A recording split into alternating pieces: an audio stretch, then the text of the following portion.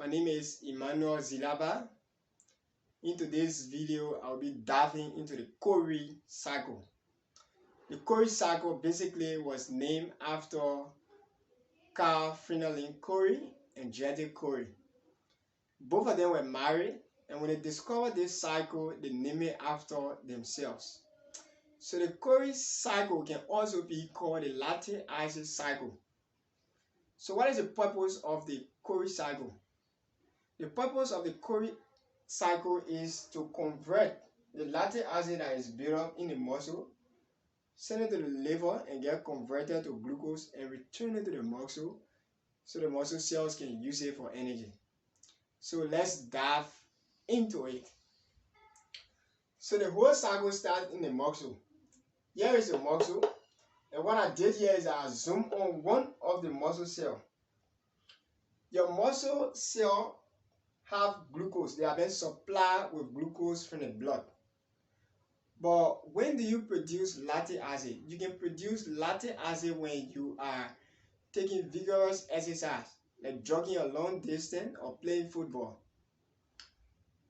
In your cell, this is a cytoplasm of the cell. Glucose gets converted to pyruvate in the cytoplasm of the cell, and that process does not require oxygen. It's a type of anaerobic respiration. No oxygen required to do that. But whenever we convert glucose to pyruvate, we usually put this pyruvate into the mitochondria to produce enough energy. But for pyruvate to enter into the mitochondria, it requires oxygen. When oxygen is present, pyruvate will enter the mitochondria to be catabolized to produce enough energy. But when oxygen is absent, pyruvate will be converted to lactic.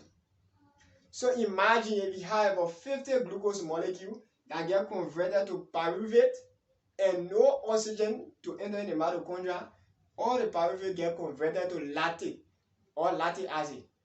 Now, when lactic acid build up, it will make your muscle to be fatigued. You're going to feel weak, enough pain in the muscle. So what we usually do is that we remove the lactate from the muscle. You know, the system is very smart. Remove the lactate from the muscle cell, rely on the blood vessel to transport it to the liver so that the liver can convert it into glucose. So look here, lactate build up here in the cytoplasm of the cell. We remove lactate, bring it into the blood vessel bring lactate right here into the liver. Lactate gets converted into pyruvate, and then this pyruvate will be converted to glucose. The entire process happening in the liver. That's the key reason why we even transporting the lactate from the muscle to the liver, so that it can get converted to glucose. Now, this lactate will then be transported into, this glucose will be transported into the blood vessel, sent to the muscle, so that the muscle cell can use it to produce energy.